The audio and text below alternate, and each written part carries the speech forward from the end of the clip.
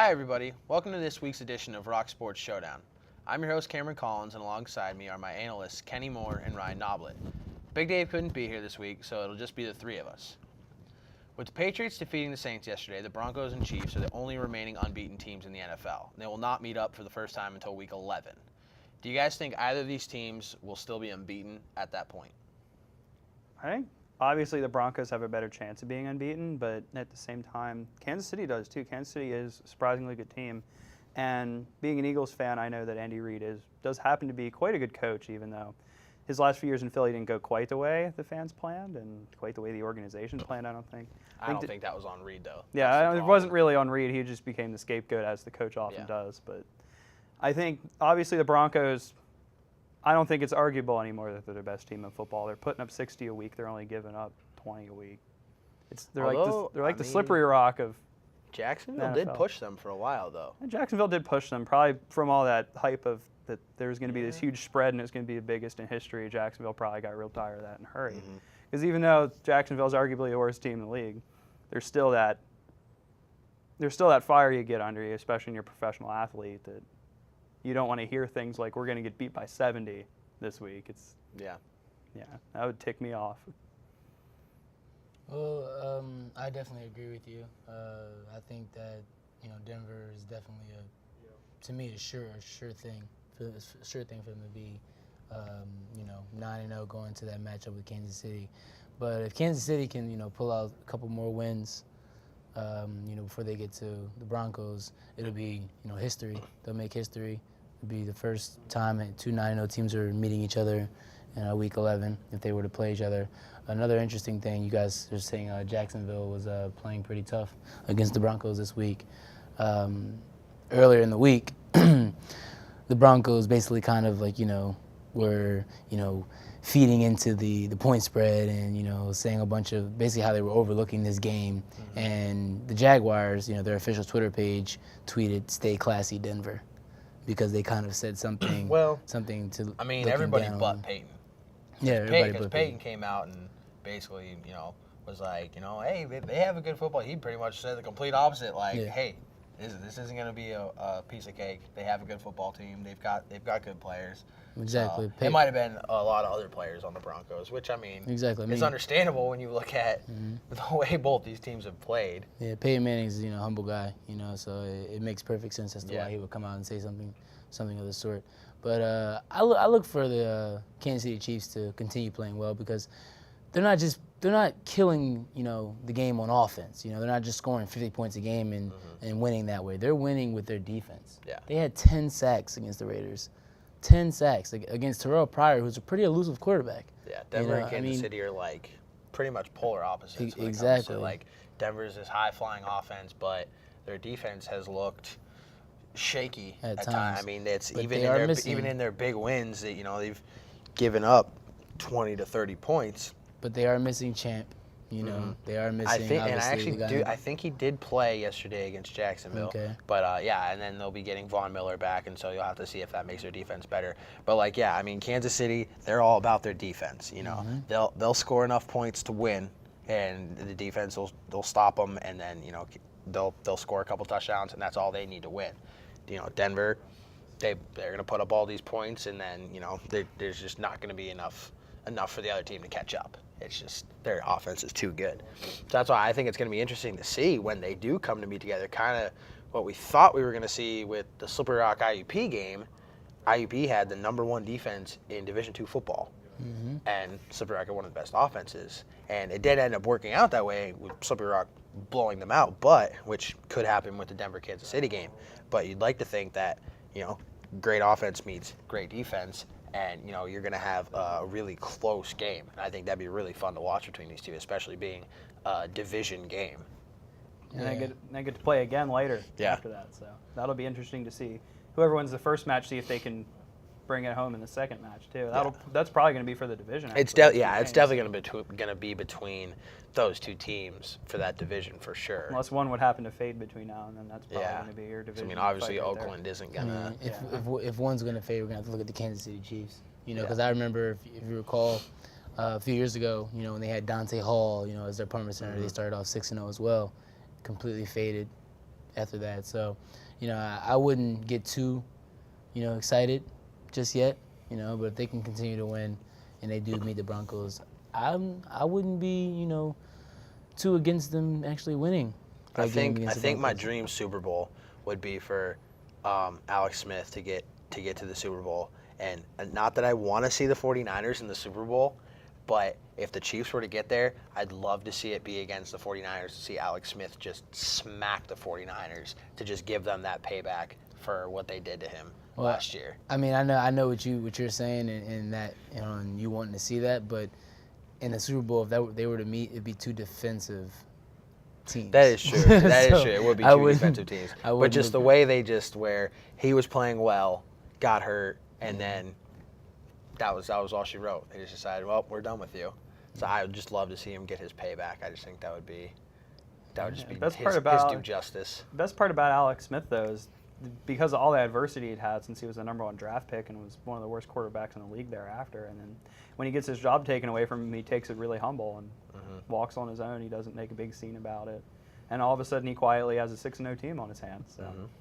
Yep, he's a game manager. That's what he's not going to put up the highlight reel plays, put up these crazy numbers, but he manages the game and does what he has to do to get his team to win. And takes care of the ball. Yep. All right, well, moving on. The Steelers notched their first win yesterday with a 19-6 victory over the New York Jets.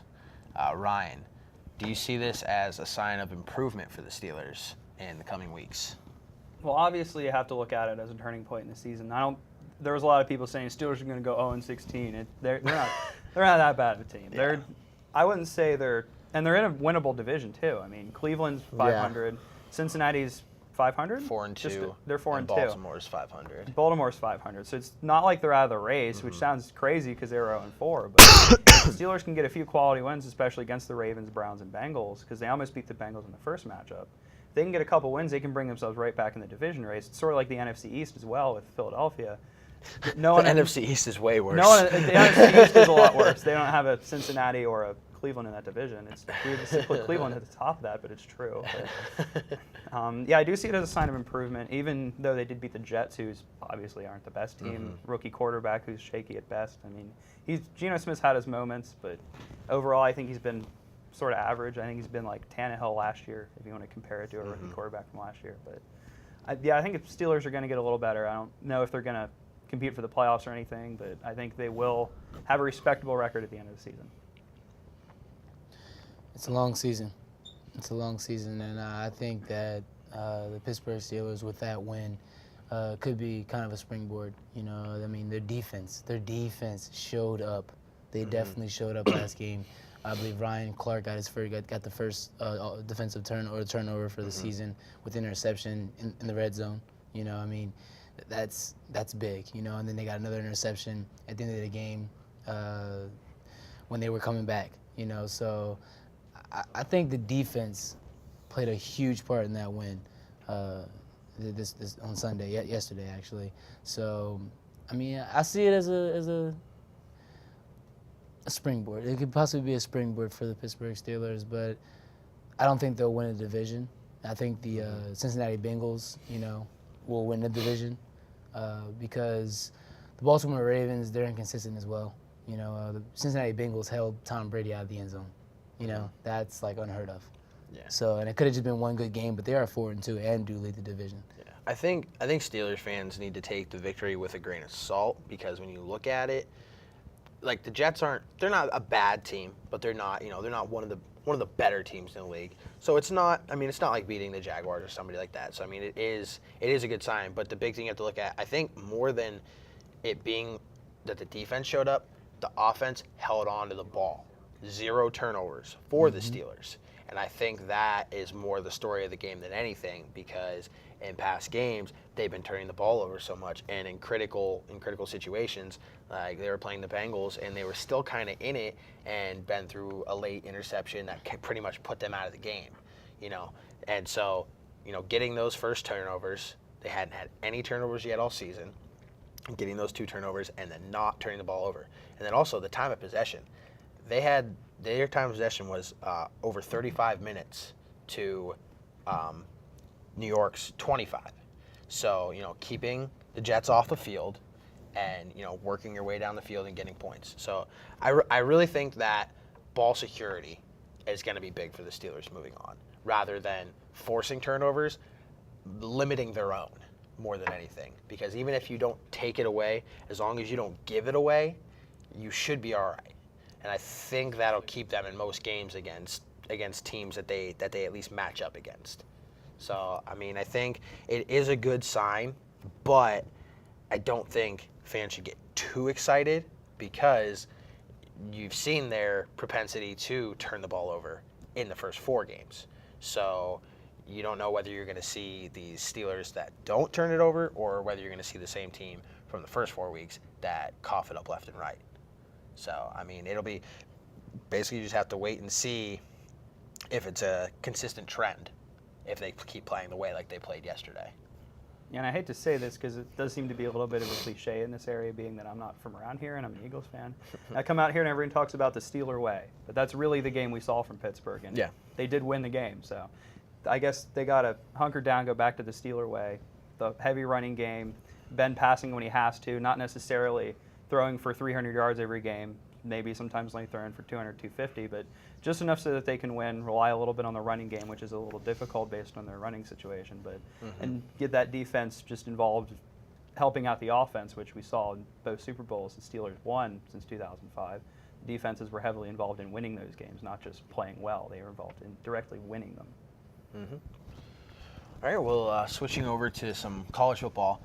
Alabama, Oregon, Clemson, and Ohio State are the top 4 ranked teams in college football right now, and they are all in different conferences, so we know they're not going to play each other. Do you guys think any of these teams will lose before the end of this season and maybe shake up the rankings a little bit?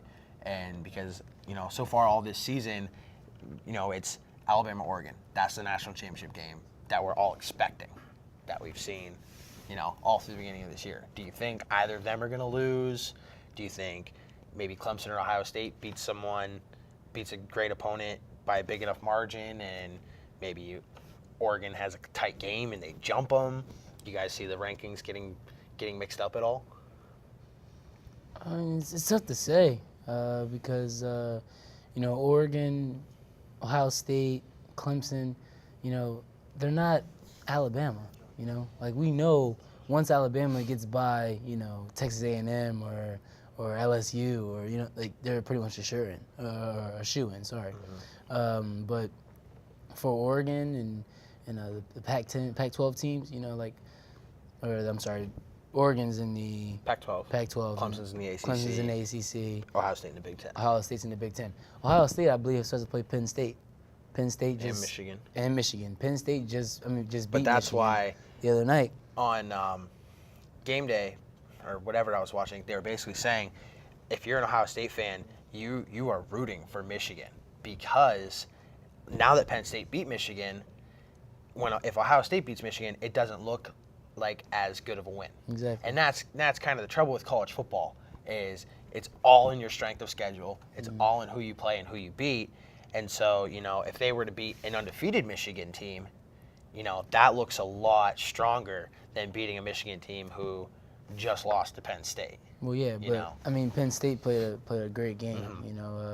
We had Bill Belton had the game-winning touchdown, and in the 4th overtime, Allen Robinson played phenomenally. In that second half. That catch on the 1-yard line was just stellar. Yeah. He's definitely going to be a high draft pick when he does come out. I don't know if it'll be this year or next, but he's definitely going to be a high draft pick. Bill Belton as well. Look out for him in the upcoming years as well. But back on topic, I feel like Ohio State, if out of all 4 of those teams, will be the team to lose, because it seems like Ohio State's always the team to lose. Last year they did go, I believe, 12-0. They're on a 17-game win streak right now. And streaks are meant to be broken. So I feel like of all the teams that are on those, to be on a type of streak like that, they're just bound to lose one. And even though their quarterback Braxton Miller is playing phenomenally, I just, out of all the teams, I feel like them or Clemson would be the team to lose. See, I don't think Ohio State will lose. Actually, I think they'll be the team to go undefeated but still not be in the championship game because, like we said, they're in the Big Ten, which isn't considered a power conference Anymore. They don't Not as play. much now. Yeah. Anymore. Yeah. When you look at it now, you've got Michigan, who was up there in the rankings but just lost to Penn State. Wisconsin, who's not ranked. I don't think anybody else besides Ohio State and Michigan are ranked. Yeah, I mean, well, there's as far as undefeated teams go. I mean, you still have Missouri. You just beat Georgia this week for I believe 41-26, but Missouri's quarterback got injured. So I mean, it'll be interesting to see if they can continue that that streak now. But I mean, they're not really in a discussion. But I mean, Clemson, their quarterback's really good. Is definitely going to be in the top 10, possibly in the top 20 in the draft.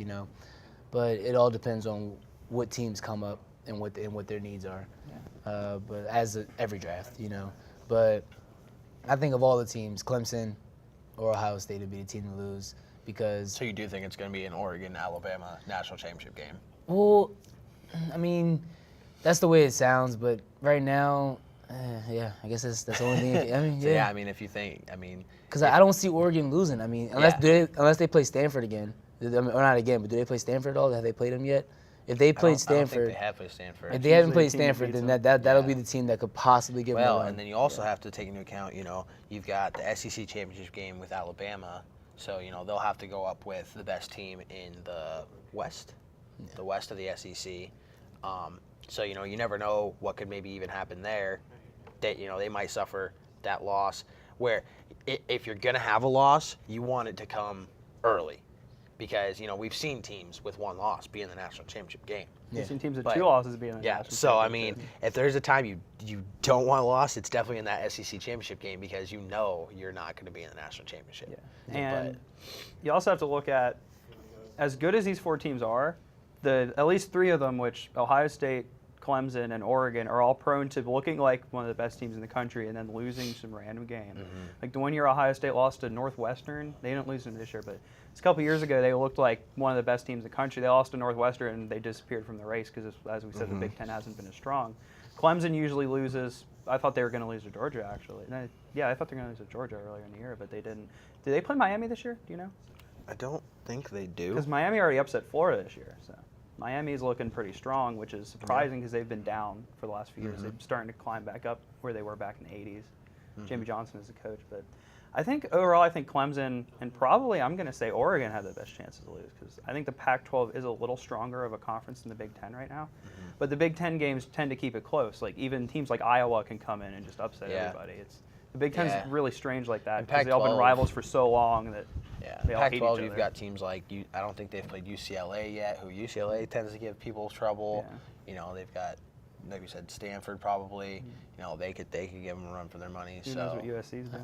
I mean, I would have said that Washington would have given them the best shot, but I believe they lost to them this week. So I mean, they beat Washington this week. And Washington did play them well, so Yeah. Washington may have exposed a few things that other coaches in the Pac-12 were looking at. So.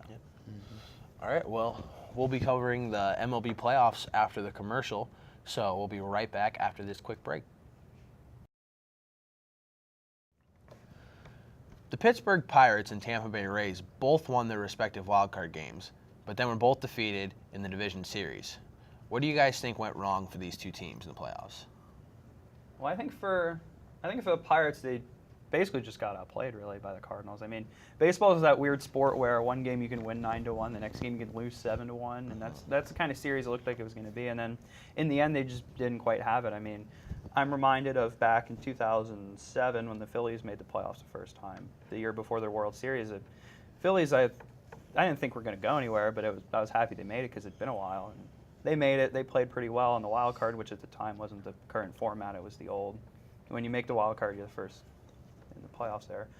But they lost, and then next year they came and won the series. So as long as the Pirates can build on what they started this year, I think that even though they lost to St. Louis, sorry, had a mind blank there because you mentioned the Rays in there too. But when they lost to the Cardinals, I mean, the Cardinals are obviously consistently one of the best teams in the league, and they still prove that this year. They're still in the playoffs, and the Pirates were green. They were the first time they'd been there in 20 years. So, I mean, it's a hard pill to swallow for Pirates fans, but they'll be back next year. Trust me. A really good team. Yeah, I mean, I agree with you when it comes to the Pittsburgh Pirates, but Tampa Bay Rays just got up against a really good team. Yeah. The Boston Red Sox were just, head and shoulders better than the Tampa Bay Rays. While the Tampa Bay Rays did have, I feel like they had good hitters, but just didn't show up in the series. The Boston Red Sox players did show up, and that's the difference. That was the difference in that series. St. Louis in the Pirates, I mean, I feel like the Pirates showed up. They took them to Game 5, had them in Game 4, and then, in Game 5 when they got back to St. Louis, I mean, I don't know how many people on the Pirates side felt they would win in St. Louis, but going back to St. Louis, Game 5, closeout game, most of the time, that team that's at home shows up and comes ready to play, and they just that Game 4 was really big for Pittsburgh. If not winning that last game at home and having to play that Game 5 in St. Louis, I think was a big factor. Definitely. And I think these two series, I think they're actually kind of opposites here. The Pirates, they just got outpitched. I mean, Burnett had that bad outing in Game 1, put him in that one game, that 1-0 hole, and then great outing from Waka from the Cardinals, who still has yet to give up a run in the playoffs through his 2 starts, and then the complete game from Wainwright in Game 5 That's in really St. did Louis. it. I mean, Wainwright, you're gonna have a hard time beating him anytime. Yeah. Exactly. And it's just for some reason Cardinals pitchers just thrive in the playoffs. Yeah. And it's always one of the other, whether it's Carpenter and Wainwright's hurt or Wainwright and Carpenter's hurt, and it's like it's different pitchers than it was, the last World Series they won. But then the other series, I think it's the opposite. Boston just out-hit the Rays. I don't really think, neither team's really had any dominant pitching, but just the Red Sox bats just went off, and they just completely overpowered them offensively. The Red Sox have that strong offensive team, too, that we've seen all year. So they say in football, defense wins championships, but in baseball, it's more pitching wins championships. And the hitting also contributes to that. If you're out hitting someone, it means you're beating their pitching as well. So. Well, technically, their pitching is their defense as well, in a way, because if the pitcher throws a ball that actually gets hit, it gets grounded, you still have to catch the ball and throw it to first. That's true. It's still definitely. If they give up a home run, that's a point. So Exactly. A run, a point. You call it a point, Ryan, I will hurt you. I was comparing it to football. It's Making a run, but comparison. Oh, okay. All right. Gotcha. That's fine. All right, well, moving on. The St. Louis Cardinals have a 2-0 game lead over the Dodgers as the series moves to Los Angeles. They've won both games by 1 run, thanks to the pitching performances of Joe Kelly and Mike Waka. Down 2 games to none, do you guys think this series is basically over, or do you think the Dodgers can make a comeback? I think the Dodgers could definitely make a comeback. I mean, we're going back to Los Angeles, or LA, and I mean, the Dodgers play well at home. Yasiel Puig, and the guys are gonna, come together for their home crowd and pull out some wins. I know it was difficult against, Waka, like you said, who hasn't let up a run in the playoffs at all, and is just having a good year altogether. But I think that the Dodgers can pull out a couple victories and go back to St. Louis tied up.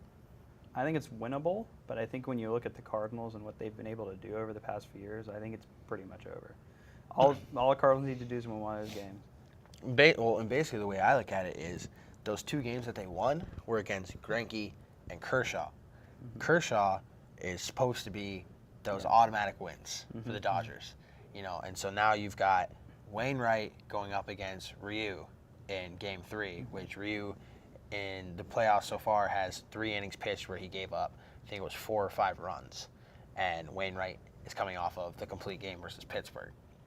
So, I mean, you've just got a complete lopsided pitching matchup here in Game 3. But you never know what'll happen in Game 4 and Game 5. I mean, Greinke and Kershaw both pitched great games. The Cardinals pitched better ones and just got those key hits. I think in Game 2, Kershaw gave up 2 hits, and they lost 1-0. He gave up a triple in the first, which the Cardinals didn't even score on. And then a little bit later, David Freese hit the double, and then there was a pass ball, which moved him to third, and then it was just a sac fly from the Cardinals. And that was literally all the offense but that was all they needed. Yeah. I think David Freese is having a great playoffs. He's having a great playoffs so far this year, and if they are to win and go to the World Series, he's definitely your MVP of the NLCS so far. Or So far. maybe one of their, I mean, Or depending one on of how the Wainwright pitchers. throws. I mean, Exactly, if 'cause Wainwright throws another gem. Yeah, if he had a complete game, So you're right. That's definitely another candidate. Yeah. But I think David Freese. They usually give the awards like that to. Yeah, usually it's an offensive Since guy. they play every day. Except for gets that. like you mentioned the Phillies. When they won the World Series, Cole Hamels was your World Series Hamels was MVP. just almost Unbelievable. perfect. Unbelievable. But yeah, I think the Dodgers can definitely come back in the series. But at the same time, they do have to play Wainwright. He is coming off a complete game. He has a lot of confidence in his pitches, and I mean, it's a matter of will now. Yeah. What would be the pitching matchup in Game 4 if they went there? Probably Greinke against either Joe Kelly again, or I think they might start Lance Lynn or somebody like that. Okay. But if they are to win, the Dodgers, I wouldn't feel too safe if Kershaw is coming back up, because I feel like he feels as though he lost one that he should have won. Yeah. And he's gonna come out with Definitely. vengeance in that Game 5 if We've he seen starts. Kershaw before. Yeah. Like I said on the radio show earlier today, I couldn't imagine Kershaw on a team like. Could you imagine Kershaw pitching for a team like the Red Sox, a team who gives run support? He'd be a Unbelievable. 20-some game winner every year. Yeah. But anyways, moving on. The Boston Red Sox won a 6-5 game in exciting fashion on Sunday night to tie their series with the Tigers at 1 game apiece. David Ortiz hit a game-tying grand slam in the 8th inning, and then Jared Saltalamacchia hit a walk-off single to score Johnny Gomes in the bottom of the 9th. With this series now tied, what do you guys foresee ahead in this series heading to Detroit? I mean, I watched that game last night, and David Ortiz, it is just. He called him Big Papi for a reason. Yeah. He's the greatest the DH man, of all time. And I'm gonna say, the way he hit that home run, first pitch, over the fence. You know what I mean? That, he had Torrey Hunter flying over it with the ball. You know, like it was unbelievable to watch that. Down 5-0. 13 strikeout, 13 Ks in 6 innings. That game, 30 in the last 15. Exactly. I mean, it's like it just seemed as though they were poised to win that game. And then all it took was one hit by Victorino, and it seemed like after that the bat just started flying. Yeah. And it was crazy. It just took one. Once he got that one hit, Victorino got that one. I believe it was a double. Got that one hit. After that, it was on. And then they got one run. Next thing you know, they're getting the rest of them. Next thing you know, they're winning the game. I was like, all happened so fast. Yeah. And it seemed like there was no one there to calm everyone down. Be a leader, which is really difficult in baseball. It's more of seems more individual to me. Being the other sports, there's pauses in the game. In baseball, there's really not too many pauses, but in my opinion, from watching it. But being that I've never played, I don't really know. But I think that the Red Sox lucked out. To me, I think they lucked out, and because something magical always happens in Boston. I never understand. Coming back from against the Yankees, being down 3-1, magical. You know what I mean? 3-0. Sorry, 3-0. Excuse me. Magical. Like I said, either way, magical. It's just something magical always happens in Boston. And on the same day, the Patriots win the game against the Saints in the last 5 seconds. What do you see happening in these upcoming games in Detroit? I mean, I'm not really sure who's pitching, but I know Justin Verlander will be starting the next game. It's Justin Verlander versus John Lackey in Game 3. Yeah, I think the Verlander's going to take that one. They're going back to Detroit first, home game, ALCS. I think that the Detroit Tigers are going to win this series. I mean, they had Game 2. Like I said, something magical had to happen for them to win, for the Boston Red Sox to win. So I feel like as long as they can stay composed at home, they'll pull out the next 2 wins and go back in Boston and win. It might come down to this Verlander-Lackey matchup, actually, because Verlander's had a down year based on his usual standards, which is he still had a great season, but I mean, if we see the Verlander that won the MVP and the Cy Young show up instead of the Verlander of earlier this year, I think Tigers take that game, they end up taking the series. This is the big momentum shift game right here. Because whoever takes this game is going to have all the momentum going into the next two. Yeah, and I was talking about earlier with Verlander. He his last start against the Athletics, I believe he pitched 8 innings, but he had I think it was 31 swing and misses. So, and he's going up against a Boston Red Sox team who has struck out over 30 times between 2 games. You know, so you've got a strikeout pitcher versus a strikeout team. And so unless the Red Sox start to bear down a little bit and put more balls in play, I think the Tigers are probably going to take this game 3. I do think the Red Sox are going to take the series. I just think they are the better team. Once they get that offense going, they'll be all right. Now, if they wait too long to get it going, then it's going to cost them. But I've seen that happen so many times in yeah. the playoffs. You see the team that's lit the world on Dodgers, fire all year. I mean, the Dodgers even, That's exactly what's happening to the Dodgers They lit the right world now. on fire all year. They get to the playoffs, and all of a sudden they can't hit. Yeah, they went on that 50-4 or 50-5 streak, and now they can't score runs.